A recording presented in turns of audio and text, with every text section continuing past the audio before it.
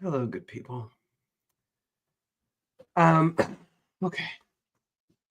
So I want to give some context to this. I'm just going to jump right in because I don't plan on being here for a long time. Um, I have a lot of work to do. so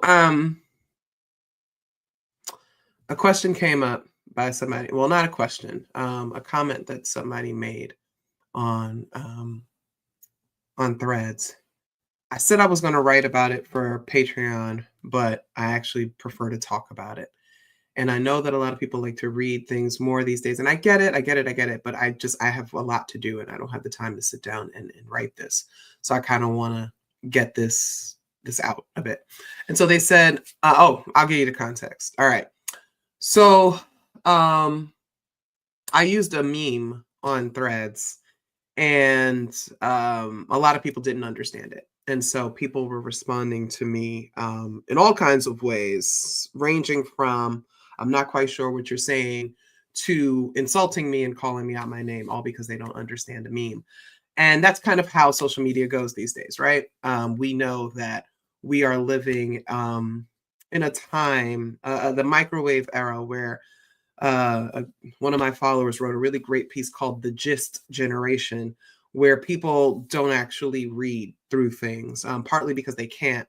But the other part is that everything is so rushed that people don't want to take the time to sit with things, right?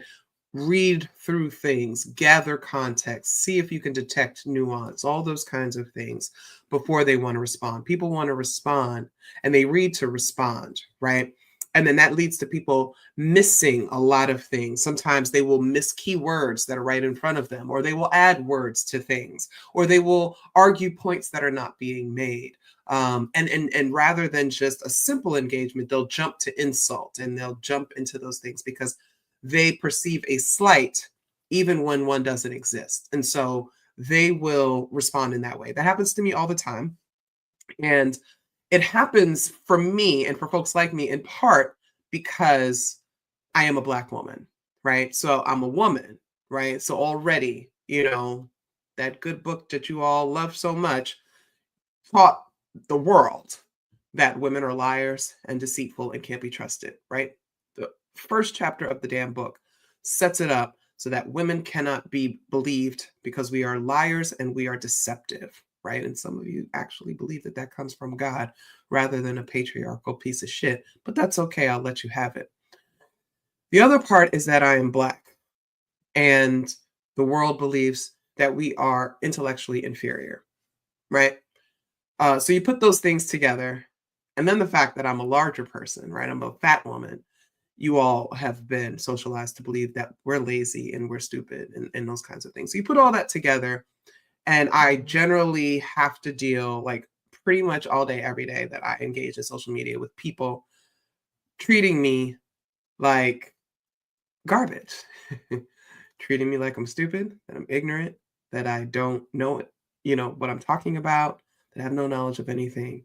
And that kind of goes to show you that it does that like education really doesn't matter as much, right? Like you can have the highest degree that in the land and people will still think that you're stupid, or think that you're not worth respect or anything like that. So that shit doesn't actually matter, right? I can wear my black pen sweatshirt and I'm actually wearing it because it's going to get into what we're talking about today.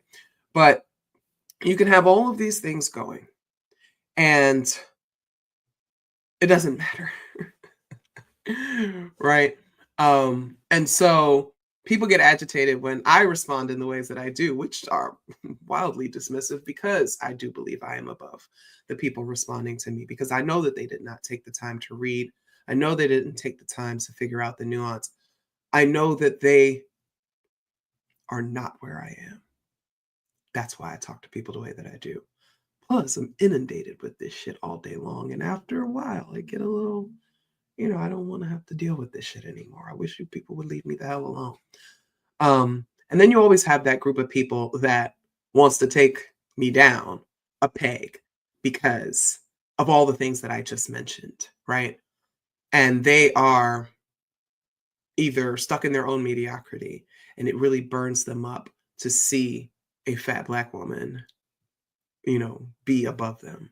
So they feel the need to try to bring me down by any means necessary. Now, the two people that do this the most are white women and black men, followed closely by white men. So I've been dealing with this for like 2 decades of social media now, so it's okay. So anyway, because of that meme, I wrote a comment. I said, y'all, we really operate in totally different social media worlds.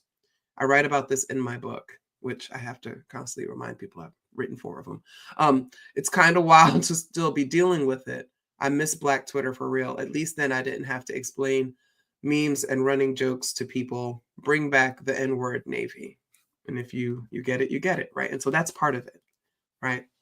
I said, bring back the N-word Navy, but I wrote it out. I'm trying to not get, knocked out of YouTube, right? But there's people that's going to miss that, right?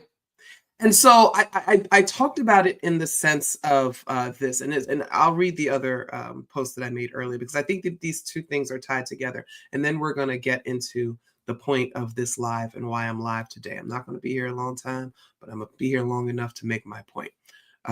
Let me scroll back and see. Hold on. My internet is moving a little slow today. I don't know. I did pay the bill, I think. Hope I paid the bill. Okay.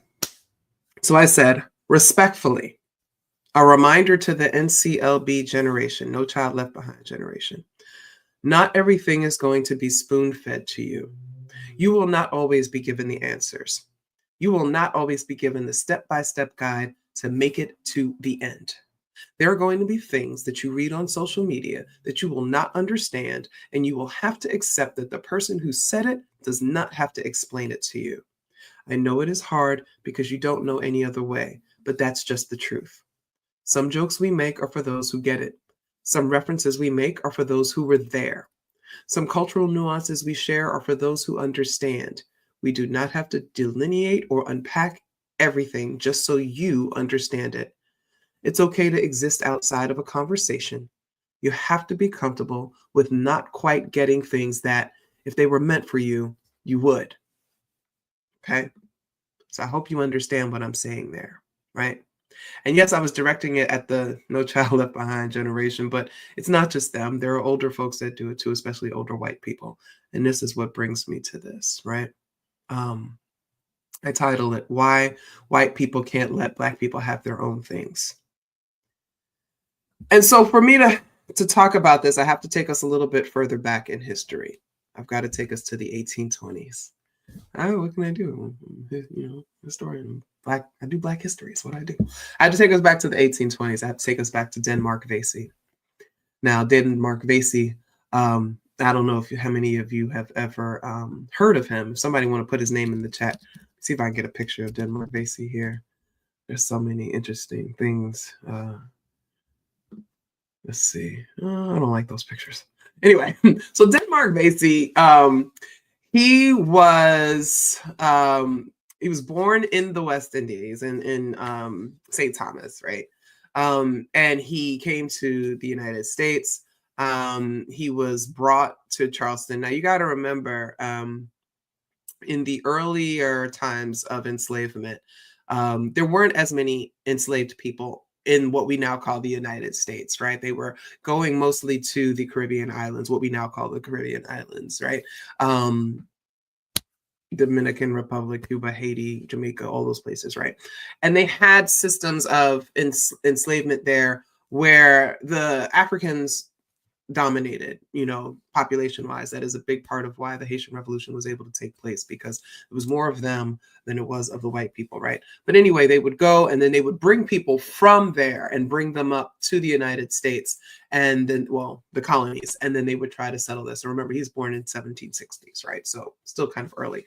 And the import of enslaved peoples is not yet made illegal, so they can still bring people in. So at this time, they're still working people to death. I don't know if people know that back then, the life expectancy for someone brought from the continent over to what we now call the Caribbean islands was about 2 years, because they were working people to death. They didn't feed them, they didn't house them, they didn't clothe them, they just worked them to death. And so they realized that once they made the import of people illegal, they actually had to start taking care of people so that they could live longer. But anyway, I'm just giving you a little bit of a history lesson. All right.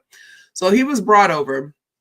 And it's interesting because in his story, they talk about how he won a lottery and he purchased his freedom. And that's interesting again, because prior to 1808, slavery was different.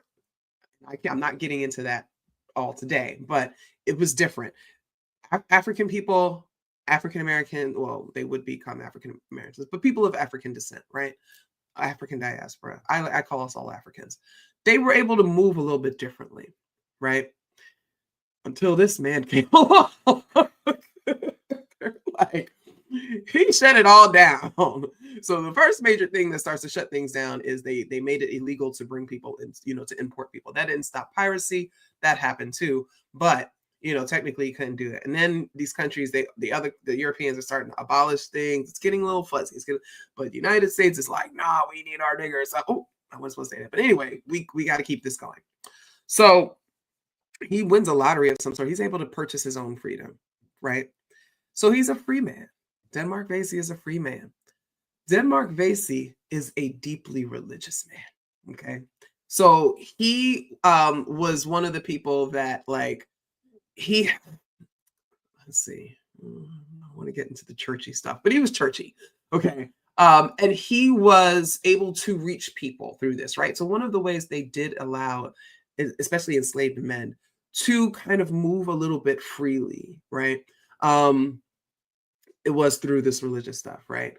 Same is going to happen in a decade with Nat Turner.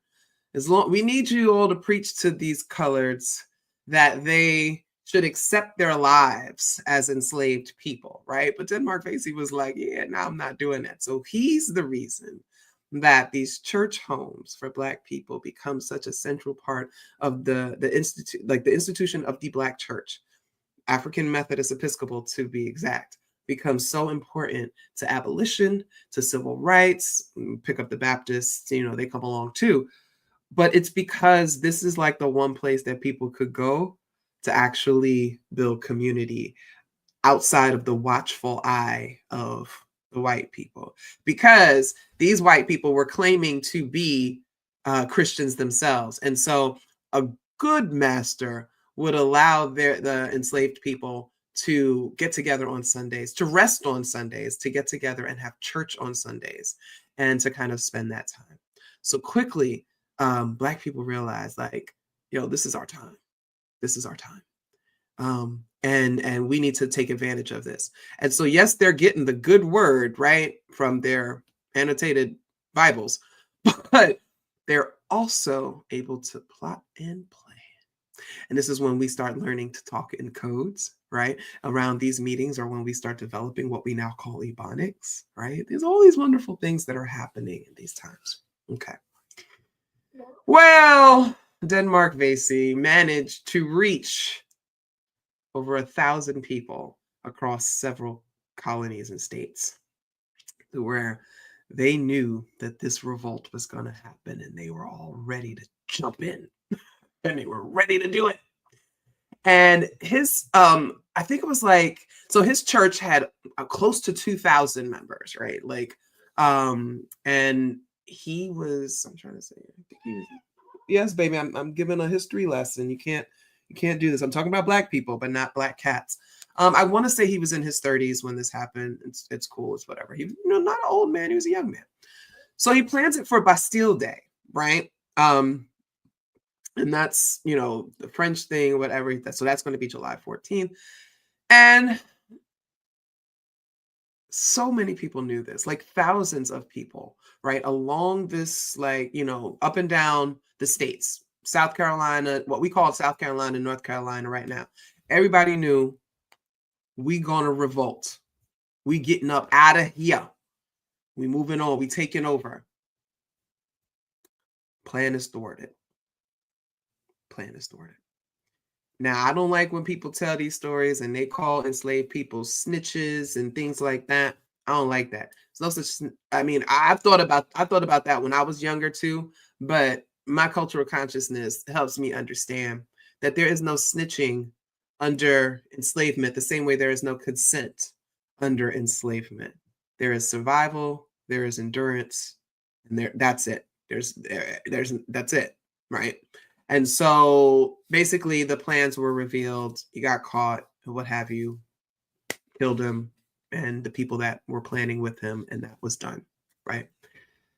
And that's when we start seeing a whole lot of what we now call black codes or slave codes popping up. Not saying that there weren't rules and regulations prior to this, but this was one of the scariest moments for enslavers because they were this close to slavery ending. The number of people that knew about this, the reach, right? The spread of this. Had they been able to pull this off, I'm telling you, I believe deep down in my soul, slavery in the United States would have ended in 1822. Okay? So let's just say that. And this is when you see rules starting to pop up that say Black people cannot, or the Africans, or whatever they want to call them, cannot get together. Oh, Negroes, or the other N word, cannot get together without a white person present. That's a rule that still exists today. And I'm going to connect the dots for you. Okay, I'm going to say that again. This is when you start to see rules and codes and laws forbidding enslaved people from gathering together without a white person present. And it's not limited to enslaved people in some places. There are some colonies in some states that are saying you can't, as a free Black person, as free Black people, you cannot gather without a white person present. Okay? So this begins the surveillance state of African Americans. Okay? Under this chattel slavery system, but it also continues through Jim Crow, and it also continues to this day. Okay?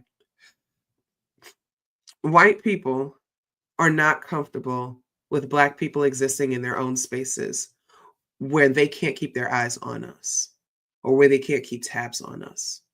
And even though white people will argue and say, oh, no, that's not true, because, I mean, as evidenced by your own self-segregation, right? You all are the ones who maintain segregation, whether you like it or not. We don't see droves of you moving into our neighborhoods or coming to be with us.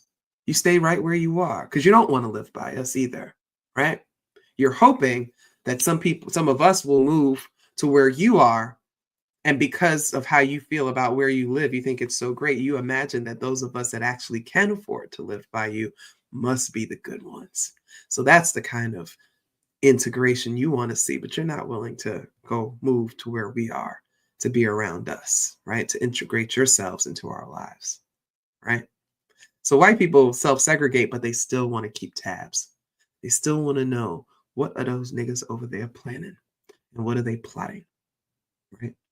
We saw this in the mid-20th century through all the millions of dollars that the United States government to put surveillance on us.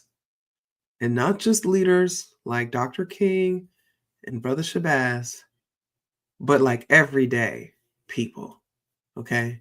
The preacher on the corner, the school teacher, like they want to make sure that we ain't plotting anything, right? And so it's interesting to me because when I do point this out, especially to my students, like they're like, holy shit. There's never been a time in United States history, especially since 1822, where white people have not had their hands in something that Black people are doing, even if it's just funding it. Because even when they put their money in it, there's a sense of control and ownership of it that they feel. They don't have to go to any meetings. They don't have to participate in anything. They don't have to show up anywhere. Their names don't even need to be on it. But when they give money, there's an ownership there. There's an investment. There's a buy-in. And there's a feeling of, I'm a part of this, right? Now, we certainly appreciate the money, especially because we goddamn are owed trillions in, reparations. But I need you to be honest about what that is, right? Now, some of you white people, I'm talking to white people here, some of you have actually managed to become part of the communities that we're in. And that's why we like y'all.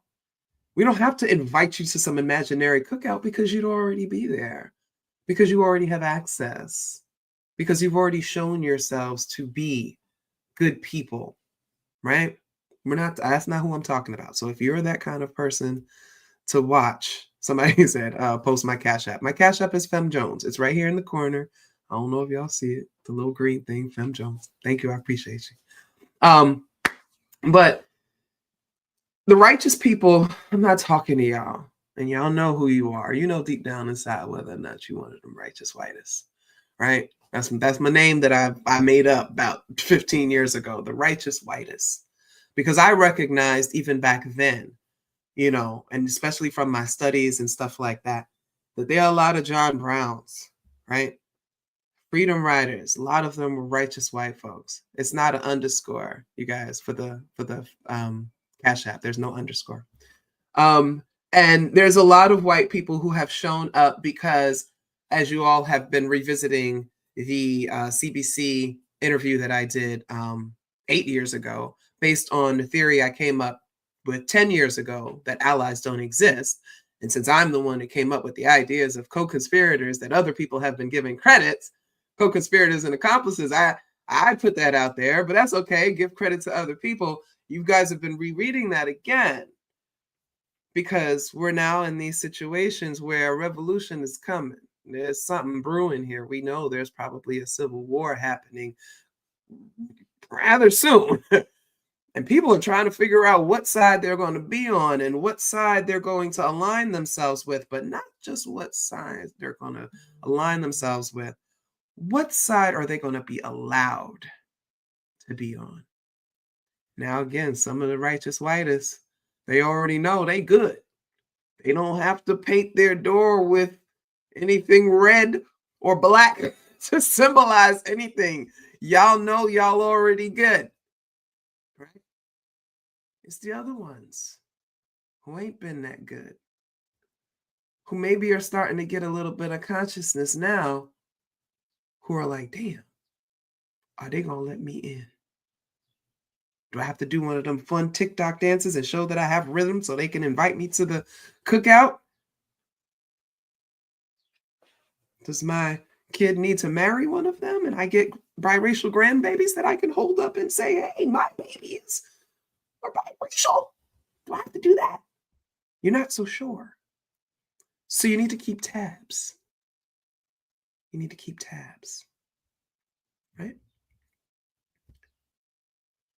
So a couple of ways that white people have kept tabs. Now we know COINTELPRO, if you've never heard of COINTELPRO. And I talk like this because I am a professor who every single class I bring up something that I assume my students should have been known and they have no idea what I'm talking about. I just did a unit on, I did a whole segment unit on Martin Luther King and Malcolm X, and I had students who had never heard of Malcolm X before. So in 2025, I no longer assume that people know the things that I think they should know. So that's why my speaking style, I'm in professor mode right now. I'm in lecture mode right now. So you got to bear with me if it seems like, oh, why are you telling us these simple things? I don't assume people know shit. All right. So COINTELPRO, somebody wants to put that in the chat, spell it out for those who need it. It's a counterintelligence program. That's what it is, counterintelligence program. And the United States government designed it to gather intel on movement leaders, movement participants, the different organizations that were coming up, and a Student Nonviolent Coordinating Committee that we also called SNCC, the Southern Leadership Conference, the Southern Christian Leadership Conference, SCLC, CORE, right? The Community Organization of Racial Equality. I can't remember. Somebody fact check me on what CORE stood for. They were the Freedom Riders and all those. The Black Panthers, the Nation of Islam. Any of these groups, they began to infiltrate them to gather intel, not just to gather intel to try to see what our moves were going to be, but to also disrupt and corrupt. Okay. So if you guys watch Judas and the Black Messiah, really interesting retelling of that story, you'll see kind of how this Black man was brought on to infiltrate the Panthers and Fred Hampton, leading to Fred Hampton, his assassination and all those things, right? Cool. So they were doing that. They were also they're also monitoring our churches to this day. If you go to Harlem on any given Sunday and you go sit in one of those historic churches, they have tours of white people who come in and they go up in the stairs and they sit up in the pews and they peer down on the black people as they worship. And that's a tourist attraction in Harlem. Now, that's the fault of those preachers and the church leaders who let them come in to their house. But it comes with money, right? All right. Our classrooms are surveillance. Most Black children do not have Black primary school teachers, right? It's getting a little bit better, thankfully, right? But if you grew up when I grew up, all of my teachers from K through 5 were actually Jewish women or white women, right? That's surveillance. And it's epistemic surveillance. It is making sure that these children are being taught certain things, things that they know that will limit our education and our knowledge expansion, right? But then go into your African American studies classes at some of these larger universities. Now, yes, some people want to go, they actually want to learn or whatever. But why the fuck is Harvard University's Department of African Studies so damn white? Why are all the leading African studies scholars white? What is this gaze and this surveillance that they insist upon having? Right? I'll bring it to the present. So I mean, there's many times, right? I mean, we have always been surveilled. We have always been watched. It's literally in everything that we do, from the editors who mark up our manuscripts and our articles. Those of you that are freelance writers, those of you that have written and published books and you have had white editors, you see what the hell they do to your words, right? You know you didn't write that shit. You know you didn't write that shit. But you go along with it because you want your shit published. And you allow them to come in and enact a form of surveillance by altering what your message is. But you didn't catch that, right? Okay. Enter social media. Okay. Congress of Racial Equality. Thank you so much. I appreciate that. Enter social media, right? Now, if you're like me, you've been on social media for a very, very long time, since the 90s, right? I started with the AOL chats, 1997.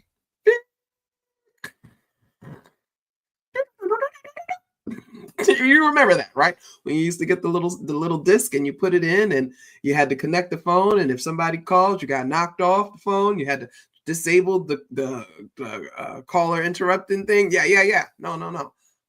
I was there. Mbene 18. That was my name. Okay. And I was talking to 45-year-old men who were trying to holler at an 18-year-old. Okay, just sidebar. They've always been trash. We know this, right? So I've been participating in these kinds of chat systems there. I was there in Yahoo groups and Friendster and College Club, and we all remember all of that stuff, right? We've been on this social media shit. Yes, the ASL. Yes. We've been on this shit for a minute, right? And then every time we have done this, we've created our own communities. Now, why do Black people feel the need to create their own communities? Well, because white people don't always get us. And once again, I'm going to tell you, there's always been the white folks who have never been questioned because they fit in, because they know how to belong, and they know how to be there with us. They don't stick out like sore thumbs. They don't ask stupid ass questions. They don't come with the racist microaggressions. They actually know Black people in real life. They actually invite Black people over to their homes to have dinner, right? I'm going to say that again. For the white people listening, when was the last time you invited a Black person to your home for a meal? When's the last time you had a Black person inside of your house for more than an hour for something other than performing a service or a fix of one of your appliances? Yeah. Sometimes you gotta sit with that, right? But those people, we again, we don't have no problem with them. So they was always in the chats with us too, right? And we all built community. Whether our names changed or not, we built community, and we moved from platform to platform to platform until this thing called Twitter comes up. What, 2006, I remember? Twitter comes up, and then we joined Twitter. Twitter absolutely changes everything about modern communication. There, I mean, Jack Dorsey, you son of a bitch. I don't even want to credit Facebook because I don't think Facebook had the same impact that Twitter did in terms of modern communication, right? Twitter limited what you could put out there. You had no choice but to begin to write in code. You wrote in code, you wrote in shorter sentences, um, until Trudy taught us how to thread things. Read my book, chapter called Thread. I let you all know that what they're giving credit to a white man belongs to Trudy. She taught us how to manipulate this machine to be able to thread our tweets together and create longer conversations. Why? Because that's how Black women talk. I talk about that in my book too. You should probably read it, right?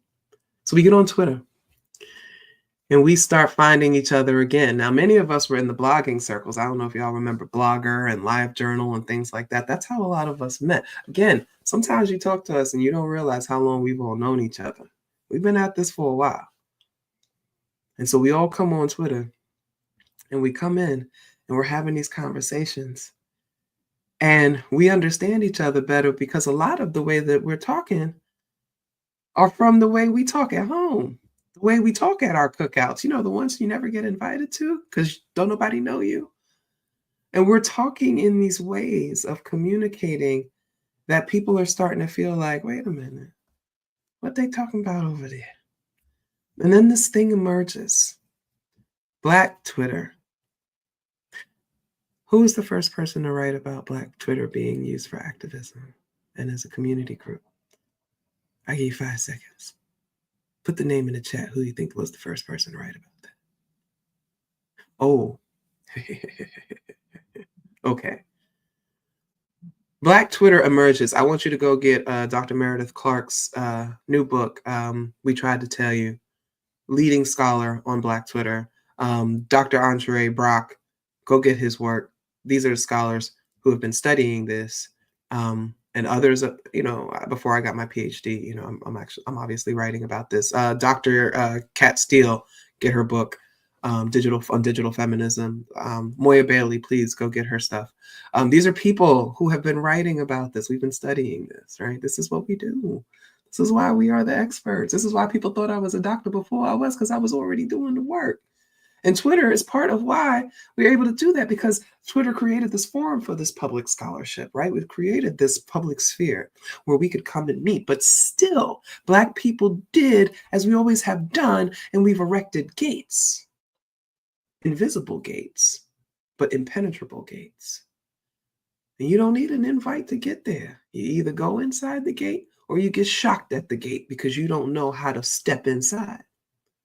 And that's what ended up becoming an issue for us. White people were getting shocked. Why can't I get in there? What is Black Twitter? What they doing over there? Now I also need to remind you all that back in the early days of Twitter, we actually had meetups. New York City, the DMV, Atlanta, Los Angeles, Dallas, New Orleans, Chicago, Detroit.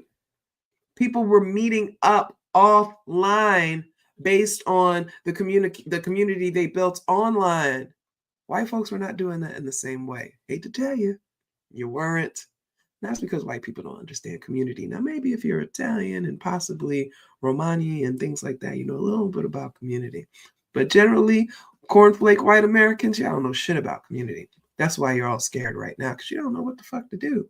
I was just thinking earlier, I was at the supermarket, and I was like, damn, I'm glad I grew up poor. Because I'm going to be all right. Once I get this eating ass kid out of my house, I'm going to be just fine. Because I grew up poor, and I know how to survive on less. right?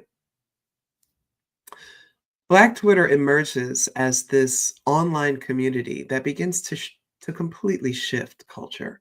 Again, I wrote about this in my book. Other people have written about this. We completely shifted American culture, British culture, Nigerian culture, like around the world. TikTok is not what it is without Black Twitter.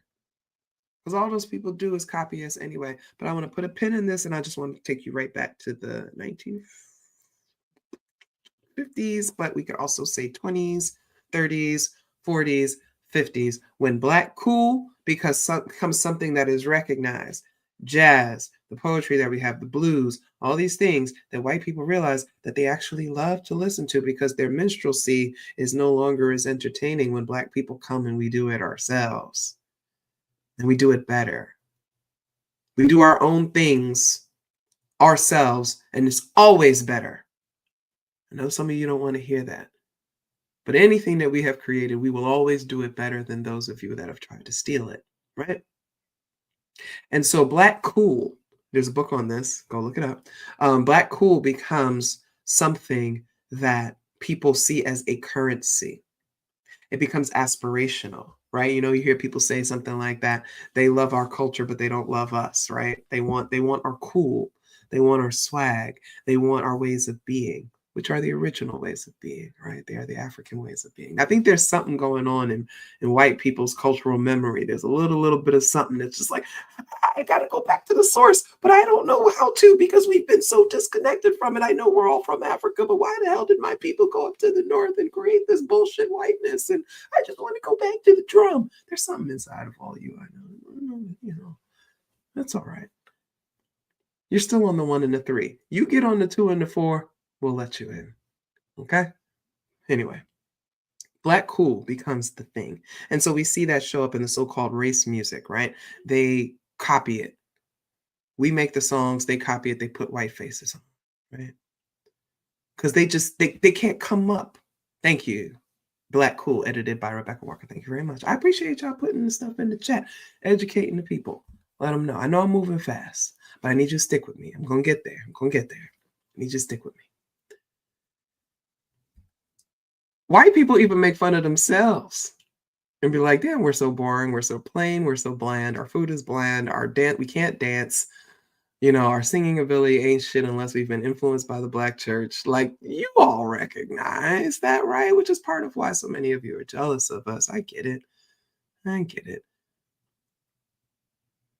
But all of that comes from surveillance.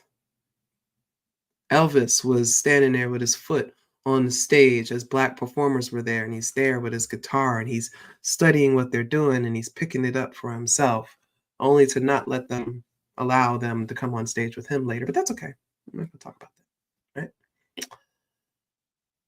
Always surveilling us, always watching us, always focused on us in that way. And if you notice, I'm talking to 2 different people. Instagram, I am on YouTube live here. We've got a lot of people in the chat on YouTube. If you want to join the chat community on YouTube, youtube.com, Feminista Jones. Somebody put that in that chat so I can pin it. Okay, so we're back. So let's back forward to, so think about this, right? And Black cool takes us all the way through disco. It takes us through punk. That's ours too. Takes us through techno, takes us to hip hop, right? Hip hop is the United States' greatest cultural export. I posit that it's a bigger cultural export than rock and roll was, right? Hip hop is what we live in, right? And it's not, and I know, and some of you are gonna be like, oh, I don't listen to rap music, and that's why you don't get to come in, because you don't understand that hip hop culture goes beyond rap music. Hip hop culture is a way of being. It is a way of approaching life. It is in everything that we do around the entire world. It is in the way that people speak, which comes from Ebonics. When people say Ebonics is a dialect, I'm like, Ebonics has dialects. Get out my face, okay? You say bigger than the jazz? Yeah, absolutely. Hip hop is way bigger than jazz. Way bigger than jazz. Jazz hasn't made it as far as hip hop has. Hip hop is now on 3 generations. Jazz started to fizzle out in popularity when rock and roll came. Not saying that jazz doesn't exist. It does. My kid is a jazz musician, right? But if we're talking about influence and impact and longevity, we're in the third generation of hip hop culture and it's not going anywhere, right? Okay. So all of this is black shit. Everything that I just named: blues, jazz, gospel, rock, punk, techno, hip hop, all of that shit. Black music. It's ours. White people need to own and possess, right? So that's another example of that surveillance, that refusal to allow us to have anything that they can't control or they can't have some, pay some role in, right? So we're back to social media. So Black Twitter gets created. We start taking these things offline and we start building community offline and we start getting to know each other. There's people that, and also, you all don't realize that a lot of us went to school together. At some point, somebody's going to write about the University of Pennsylvania, for example, and how it has produced some of your favorite people online. Okay. I think about myself, I think about Sadet, I think about Ashawn Carl, I think about like so many people are from Penn, right? I mean, we were all there together, right? Again, building this community at the time when social media is starting to actually become a thing that a lot of people are using, right? So of course our influence is there, right? White people want in because they see us having fun over there. But social media is not coming together for them in the same way. They are still randomly using it. They're still randomly logging on, maybe sharing an off the cuff thought, maybe sharing some news or something like that.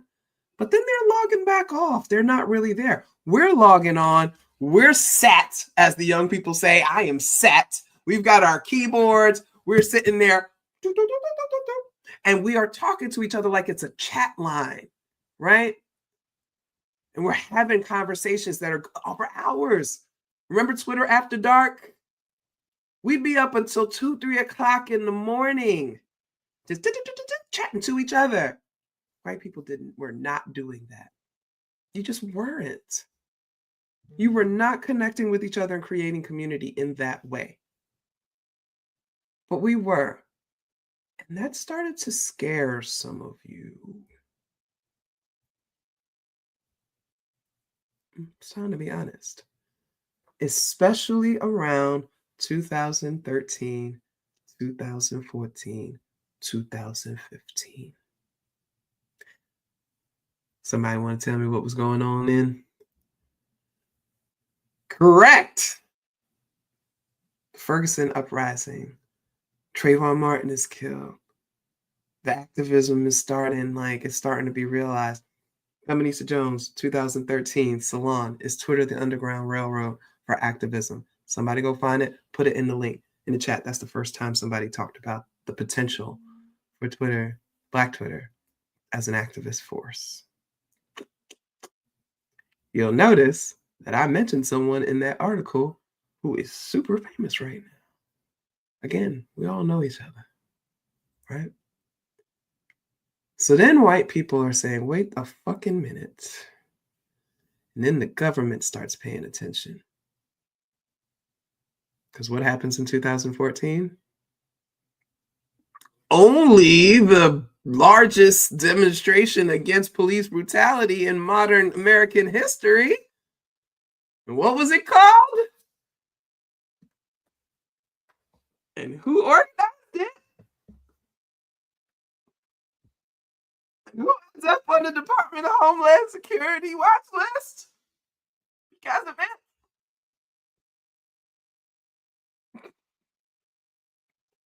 Yeah, every time you guys come and talk to me, as though I'm nothing and no one, I gotta pop out and show you niggas. This is what it's about. They started realizing, holy shit, these niggas have a new movement. And they're using these communities they built online to organize. It took them old niggas a year to plan that march on Washington. It took this bitch 4 days because she used social media. And so you know what began to happen? White people began to infiltrate Black Twitter. That's when we started seeing, you can look at Sadet, rest in peace to Shafika Hudson, who started the Your Slip is Showing hashtag.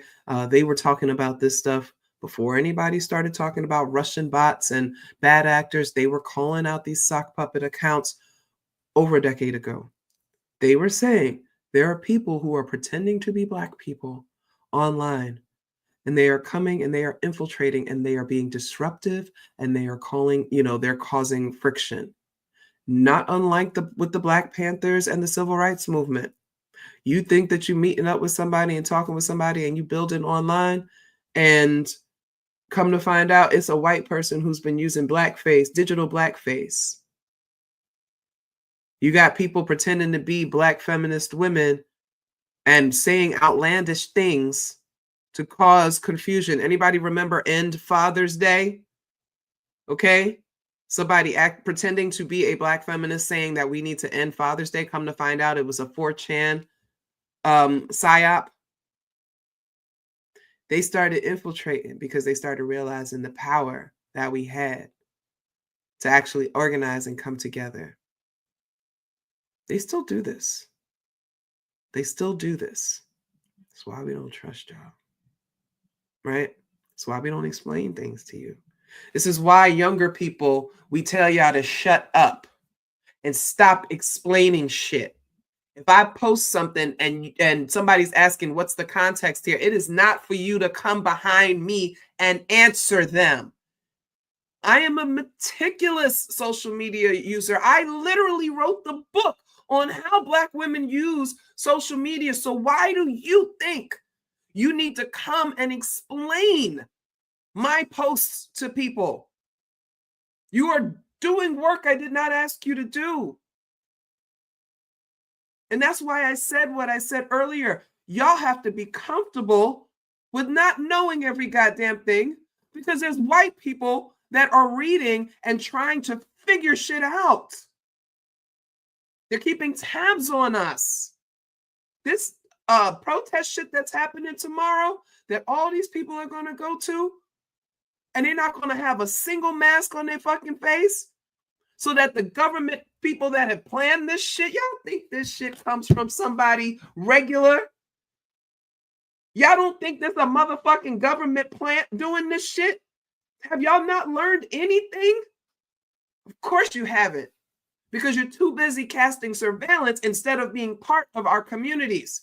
You're too busy fucking watching us to make sure we don't get too far out of line, that you're not even noticing that they done slip people in right up underneath you and are infiltrating you and capitalizing on your fear and your ignorance, because you have never had to fight for anything in your lives. And of course, you want to see what we're doing because you're scared.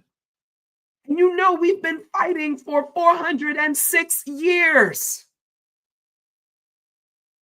And now it's finally time for you to fight, and you don't know what to do. So you're at the gate and you realize can't get in. So how do I watch? How do I do this? How do I learn what they're doing?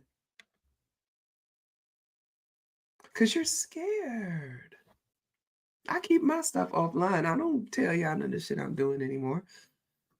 Every now and then you may see me share something else that somebody is plotting and planning or something like that, because they asked me to amplify it and to boost it, and I use my platform for that. But I ain't telling y'all what the fuck I'm doing or who I'm doing it with. That ain't for you to know. And if you're afraid that we're going to round up and have our guns and come after you because you don't have the black paint on your door, oh, well, maybe you should have had a nigga over to your house for dinner more than once a year. So, what's happening now in social media that really bothers me, and it happens more in spaces that are dominated by white people. So I don't use X anymore. I don't have X on my phone. I think I deleted my account a long time ago. Feminista Jones is not on X. If you see Feminista Jones on X, it ain't me. Okay. But part of why I don't go to Blue Sky is because it's nothing but blue MAGA over there. The cult of white liberalism is actually putrid. Um, like it's disgusting. Whatever. So they can have Blue Sky. It's also really boring, right? Blue Sky is just pretty boring. And I know that there's some, excuse me, there's some folks that left Twitter to go to Blue Sky or whatever, but it's boring. You'll never recreate that Black Twitter feel because um that was an organic thing. It grew just out of us agreeing to be in this space and having shared norms and shared experiences and shared cultural references and all those kinds of things. And what white people don't understand is that we bond over the shit y'all did to us, over the situations that y'all created for us, the circumstances that you created for us. We may laugh and joke and we have the darkest fucking humor, but you made us that way because our resilience requires us to find joy anyhow. Your Bible taught us that joy comes in the morning. Y'all the ones that told us that better things were on the way. So we believe that. We revel in that. We live that. You can't take that from us. You can watch us do it. You can try to learn. That's about as far as it goes, right? Now, I will say this. I recognize some of you, a lot of you actually, want to do better. You want to be better people. Not just, I want to be a better white person or I want to treat Black people. You just want to be better people. And it's not entirely your fault, especially those of you that are from the United States, that you were educated and acculturated in a country that wants you to hate us, right? That is what America stands for. America stands on the hatred of Black people. It exists because of the genocide of the indigenous people and the enslavement of Africans. That is all America has ever been, the United States of America has ever been. Don't let her ever tell you that she's something other than that. Now, just the other day when I did my live before, I was talking about the founding fathers and how, Cory Booker was right in calling them imperfect geniuses because ideally what they had planned for this country made all the sense in the world, but they were too fucking racist to get out of their own way to make it a reality. And the contradiction of writing about liberation, freedom, independence while enslaving people is why it never came to be. Spiritually, that was never going to happen. You signing a document while you purchase people, that signature meant nothing. And I believe in those kinds of covenants. I believe in those spiritual covenants. I believe when you sign your name on things, it means something. None of that meant anything. So that Declaration of Independence is invalid. Those signatures are not real because you all were enslaving people. But what could have been, we have to think about that now, right? Dr. King said that there will be no rest until the Negro is given his rights. We will revolt. We will not stop. And we have not stopped. And because we have not stopped, and white people have been, with their surveillance, they have been monitoring our neighborhoods and seeing how things go with us. What rabble rousing is happening over there? Oh, they're getting a little too out of pocket. We're going to bomb that neighborhood. Oh, they're flourishing a little too much. We're going to destroy that neighborhood. Oh, they're thriving over there. They've got homes and stuff. We're going to put toxic chemicals in that neighborhood. We're going to redirect traffic to that neighborhood to make it uninhabitable. We're going to create noise pollution to drive them out of their minds. There's a sister, I forget her name right now. She's at Brown and she studies noise pollution, and she found the disparities in the health and mental well-being of Black and brown people who are forced to live around intense noise. It's all by design. Anytime they are watching us and they see that we are managing to do better than what they want for us, right? They come in with something else. They watched us as we felt empowered and began taking care of ourselves and our communities in the 1970s. even post-war, even though the Vietnam War was one of the biggest devastations to our families and communities, we still managed to take care of ourselves. What did they do? They flooded us with drugs. This is not conspiracy theory. It's already been proven. They've already admitted to it. They flooded us with drugs. Fuck up our bodies, fuck up our minds, destroy our families, destroy our trust, destroy our ability to build community because we don't know who we can trust, who's going to rob us for money to get drugs, who's going to do something else. They did that intentionally because they were watching us. Then the 1990s come and we start reclaiming a cultural consciousness. We start building a global consciousness. We're aware of apartheid in South Africa. We're fighting that. We're thinking about our people in Rwanda. Bill Clinton did nothing about. He was too busy sexually harassing and molesting his intern. We started building that, and they started noticing that. Then they sent us Diddy. Now, I know they think that that's funny, but it's actually not. If you look at people like Jimmy Iovine and Leo Cohen, these white men, these wealthy white men who came into hip hop and completely distorted it and brought in fucking clowns that we now know to be serial fucking rapists, like Diddy, we bring them in. They brought them in to fuck things up. I'm telling you, the 1990s had such a cultural consciousness lens. We were wearing Africa medallions. We were talking about loving each other. We were talking about Afrocentric theory in this music and in this culture. We were embracing who we are. And then they brought that nigga in to dance and give us the shiny suits like 100 years prior with the minstrel shows because they were watching us. You know what else was happening in the 1990s?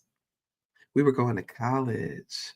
They gave us a show, Different World, started inspiring people to go to college. Young Black people were going to college, happy, ready to go.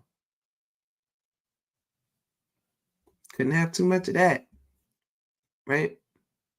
This is how the surveillance works. And so now we're on social media and now they watch us organize, they watch us talk, they watch us have conversations, and they infiltrate. Now, every now and then y'all see me, kind of clap back at somebody or something like that. And that's maybe like 1/50th of the shit I see in my replies and my comments and things like that. I don't respond to most of it. I know what it is. It's busy work. It's designed to try to distract me. It's designed to upset me and to provoke me and what have you.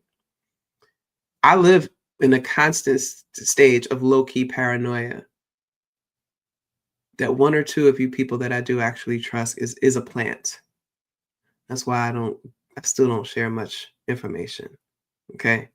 I don't. I'm sorry, but I know what this government does. I know what white people do.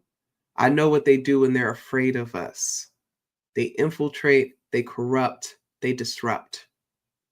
They don't have any other way to be. And they're afraid of us. They're afraid of us.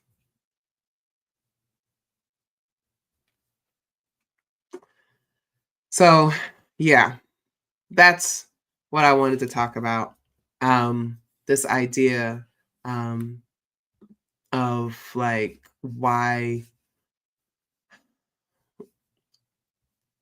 So the person, I forgot to tell you what the person said. It was a great call. I'm sorry. Sister Ho said, the issue is they think we want them to be able to participate in the conversation. Oh, that's the part I meant to address.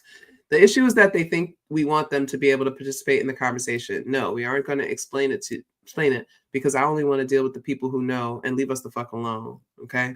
Yes, that's the other thing is that white people are really good at believing we want their validation. And that's partly because so many of us do, but that's because white people have made it so that things are not legitimate or valid unless they give their stamp of approval. And so, yes, you will see racialized people often feeling better about the things that they do and say when a white person co-signs it or celebrates it or actively participates in it, right? That's where these invitations to the cookout things happen. You see a white person actually dancing on the 2 and the 4 and seems to be dancing around Black people. It makes people feel like, oh my gosh, this is our way of dancing. Look, white people are doing it. We must be good. It must be something good if a white person is doing it. This book must be good if a white person is reading it and praising it. This movie must be good if a white person is watching it and writing about it. We have been trained, that's what white supremacy is, right? We have been trained to believe that the white man's ice is colder. And therefore, we should be striving towards the white man's appreciation and acceptance and validation of what we do. And so white people have become accustomed to using that as leverage. It's almost like dangling a carrot. But I think what ends up happening, especially on social media, especially when you interact with somebody like me, some of you are getting your first lesson and that bitch don't give a fuck. And one thing that white people ain't really used to, because you are the most passive aggressive people on the fucking planet, you're not used to people directly telling you to shut the fuck up. Shut the fuck up. I don't care what you have to say. I don't care about what you're thinking. It does not matter to me. You are not important to my life. Get the fuck out of my face. You guys are not used to hearing things like that. We hear it all the time because we keep it real with each other. Like we often joke and says, some of you have never been punched in the mouth before, and it shows. Right. Sometimes somebody just jab you right in the fucking mouth for saying that stupid shit that you just said. Then you learn a lesson to watch your mouth and watch what you say around people. Yeah, I don't really deal with that. Man, maybe the Boston Irish, South Philly Italians, maybe. Right? So, but you all are the most passive aggressive, non-confrontational people on the planet. And so you come up against somebody like me and you expect that I'm going to engage you with pleasantries and things like that. And then it becomes clear I don't have time for you. But not only do I not have time for you, I'm not interested in anything you have to say because you're not one of us. Why am I going to talk to you when I'm talking to the righteous whitest? They right there. I don't need you. Because what have you done? I want to start requiring white people to show me proof that they've had Black people over to their homes for dinner before they're allowed to talk to me.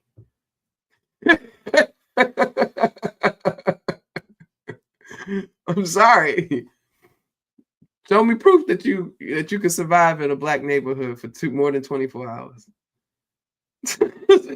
You're gonna have to put it on video. This is gonna be your cookout entry ticket.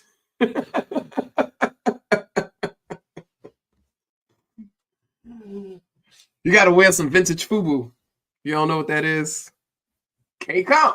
You're gonna be at the gate like we fucked up in the game.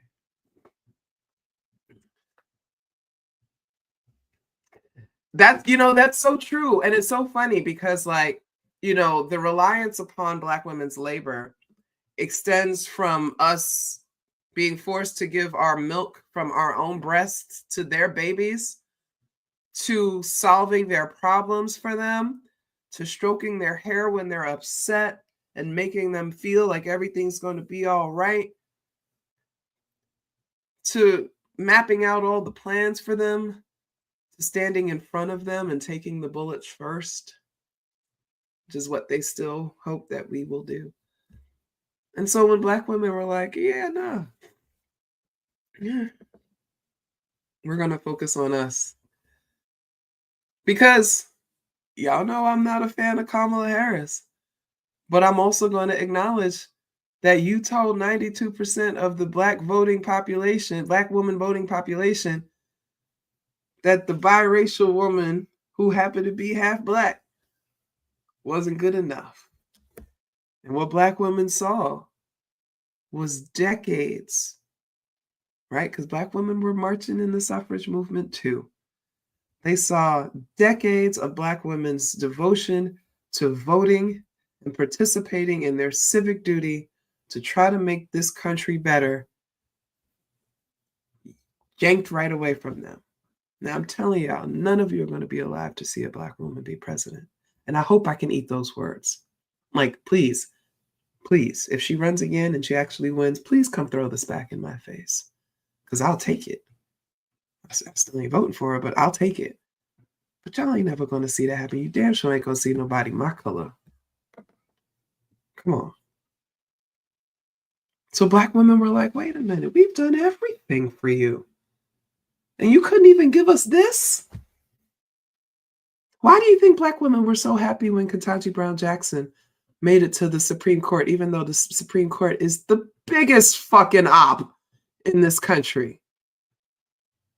They were so happy to feel like they were represented, even though Jimmy Clyburn held the Black women's vote hostage until Biden appointed her, right? If I was her, I'd never believe I got that on my own merit. As accomplished as she is, I would never believe I got it on my own merit, knowing the backdoor deals that had to happen for that to happen. You know what I mean? Fucked up politics of this nation. But they were so happy to be an oppressive agent. Remember that article they did with all the Black women judges in Texas? Why the hell would Black women be happy that all these Black women are signed up to send our people to jail? Because they just want the representation. They want the acknowledgement, right? They know that. They're watching us. They're watching everything that we do. They're watching me. I told y'all, I am somebody who will be very clear. I am not interested in taking my life right now. There are times that I am, but not now. So if anything happens to me, know that I did not take my own life. Okay? I'm being very serious here. They're always watching us. They have to. They're so afraid. And now more than ever, their guy is in office. Their guy has his hand on the nukes. Their guy has his finger on the pulse of the military. He can deploy the military on us at any time that he wants, so they feel powerful and all those things, but they're still scared that we're planning and plotting stuff. And so all I'm going to do is caution you all to just be a little careful, be a little mindful. Make sure that you all, you're watching your back. Meet people in person if you can. You should never fully trust somebody until you meet them. Sometimes you could feel an infiltrating spirit. I don't know, maybe it's just me. All right, y'all. I love you very much. Thank you. If you want to send a Cash App or a Venmo, that's great, Fem Jones. If you want to wait till Sunday when it's my birthday, I'll appreciate that too. I was trying to recoup in child support from my baby daddy who did not give it to me, so I had to put this. Okay, whatever. Not even gonna talk about it. My birthday is Sunday, so I will post something on there if you guys want to do that then. But if not, if you want to do it now, that's great.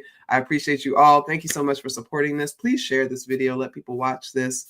Let people know that I'm doing this. If you haven't subscribed to the channel, subscribe to my YouTube channel. I'm trying to get to 4,000, 5,000, hopefully by the end of the summer. I really appreciate you all for everything, for showing up, for being engaged, for listening to me. To white people that are listening to me, you feel a certain kind of way. I want you to sit with that discomfort this weekend, because you know I ain't lying. You know I'm not. And we have bigger issues coming up. And a lot of you want to be on the right side of things. But now is the time for you to get right in your spirit. Now is the time to reject the harm of your ancestors and get right with your spirit. There's always room for people trying to do the right thing. Always has been. Always will be. You just got to be right in your spirit. Okay? So I love you. I love you. I love you. Be good. Stay safe, y'all. Who knows what they're planning this weekend? If you're going to those protests, my God, please wear a mask. They're going to be doing facial surveillance. So please wear your masks. Leave your own, like, burqa it, okay? Like, if you want to, everything, cover it all up. No identifying marks. If you have tattoos, please cover them up. Carry a bottle of milk in your pocket in case they start tear gassing people. Write a number of somebody you can contact in an emergency on your arms. Don't wear any jewelry. Don't wear anything that can snag on things. If you can, just wear black. Don't wear any flashy clothing. Nothing. I wish you all would just all wear black. That way they can't identify anybody. Um, all those kinds of things. Like just don't wear contacts, because if they put it in the tear gas, it's going to probably go blind. Just try to stay safe. Please, please, please stay safe. Stay safe. I'll be watching over here. I'll be sending you positive vibes. I love you all very much. And I'll see you next time. Bye.